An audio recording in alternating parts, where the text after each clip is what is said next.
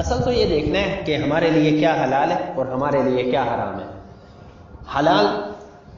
ہر ایک شعبہ زندگی سے تعلق رکھنے والے مسلمان کو یہ سوچنا چاہیے کہ اللہ نے میرے لیے حلال کیا رکھا ہے، اللہ نے میرے لیے حرام کیا کیا ہے۔ اب اس کے لیے علم کی ضرورت ہے۔ جس شعبے کے ساتھ آپ کا تعلق ہے اس شعبے میں آپ کو اتنا علم حاصل کرنا آپ کے اوپر فرض ہے جتنے علم سے آپ کو یہ معلوم ہو جائے گا کہ میرے لیے یہ چیز حلال ہے، میرے لیے یہ چیز حرام ہے۔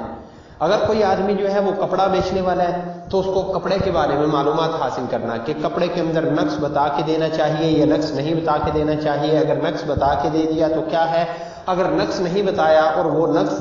والا کپڑا تھا، اور اسی طرح دیگر جتنے بھی زندگی کی شعبہ ہے۔ ابھی میں آپ کو بتاؤں کہ یہ عبداللہ ابن مسعود مسجد کے اندر پچھلے دنوں ایک جماعت آئی۔ جب وہ جماعت آئی تو اس کے اندر اکثر جو ہیں وہ ساتھی میڈیکل کے اسٹوڈنٹس تھے، لاہور یونیورسٹی سے تعلق تھا ان کا۔ تو انہوں نے کہا کہ میں نے یہی بات کی کہ حلال اور حرام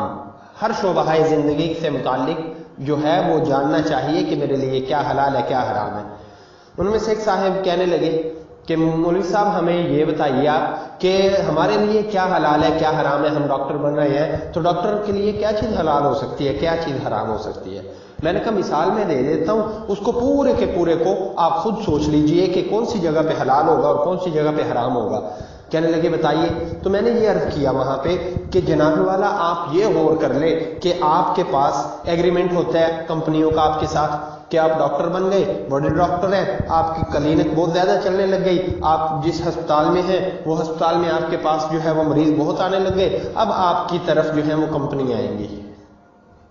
میڈیسن کی کمپنیاں آپ کی طرف متوجہ ہوں گی اور وہ آپ سے ایگریمنٹ کریں گی کہ آپ ہماری جو ہے وہ میڈیسن لکھ کے دیں، مریض جو ہے وہ فلاں فلاں ہو، یہ مریض ہو، یہ ہو، یہ ہو، ان کو آپ ہماری میڈیسن لکھ کے دیجئے۔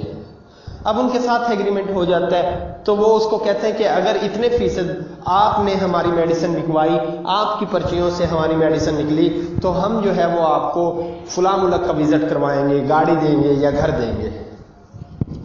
اب اس کے مقابلے میں وہ جو مریض ہے اس کو ضرورت تھی 20 روپے کی دوائی کی، 20 روپے کی میڈیسن سے اس کا کام ہو سکتا تھا اور 20 30 40 50 روپے سے اس کا کام ہو سکتا تھا۔ اب آپ نے سارا کچھ چھوڑ دیا، اسی کمپنی کی میڈیسن ان کو لکھ کے دے رہے ہو، یعنی کہ آپ ان کے ایجنٹ بن کے یہ بات کر رہے ہو۔ آپ جب ان کے ایجنٹ بن کے یہ بات کرو گے تو پھر وہ معاملہ جو ہے وہ سارے کا سارا حرام ہو جائے گا کہ ایک آدمی کو ضرورت تھی 20 روپے کی دوائی کی، 30 روپے کی دوائی کی یا 40 روپے کی دوائی کی، آپ اس کو لکھ کے دے رہے ہیں 1000 روپے کی دوائی یا 1500 کی دوائی یا 1000 1500 2000 3000، جب آپ یہ لکھ کے دے رہے ہیں تو آپ کا یہ دھوکہ دینا جو ہے یہ حرام ہے۔ اور سب سے زیادہ اعتماد اس وقت ڈاکٹروں کے اوپر کیا جاتا ہے، ڈاکٹر کھال اتار لیں یا ڈاکٹر ہڈیاں نکال کے بیچ دیں، تو اس کے اوپر جو ہے وہ لوگ جو ہیں وہ اعتماد اندھا کرتے ہیں، یعنی کہ یہ شعبہ ہی ایسا ہے۔ تو جب میں نے ان کے سامنے یہ بات عرض کی تو میں نے ساتھ ہی پوچھ لیا کہ کیا ایسا نہیں ہوتا؟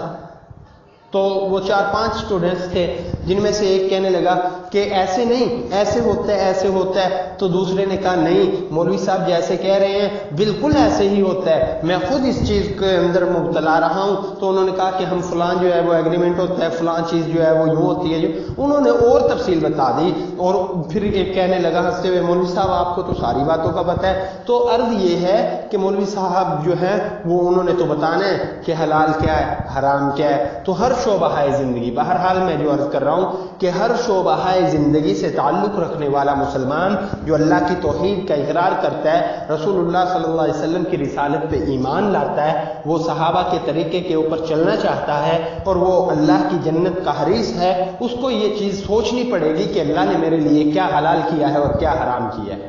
جب حلال حرام کی تمیز ختم ہو جائے گی تو پھر وہ دوائی نہیں بیچے گا، وہ اپنا ایمان بیچے گا، پھر وہ کپڑا نہیں بیچے گا، وہ اپنا ایمان بیچے گا، پھر وہ سبزی نہیں بیچے گا بلکہ اپنا ایمان بیچے گا۔ اللہ معاف فرمائے، اللہ معاف فرمائے، جس کا اللہ اور قیامت کے دن پر اللہ اور جنت اور دوزخ پہ اللہ اور رسول اللہ صلی اللہ علیہ وسلم کی ذات پہ ایمان ہے، وہ یہ غلطی نہیں کر سکتا۔ اس کو چاہیے کہ ایسے چلے جیسے اللہ تعالیٰ نے ہمیں چلنے کا حکم دیا۔ اور پھر یہ بھی بتا دوں کہ یہاں پر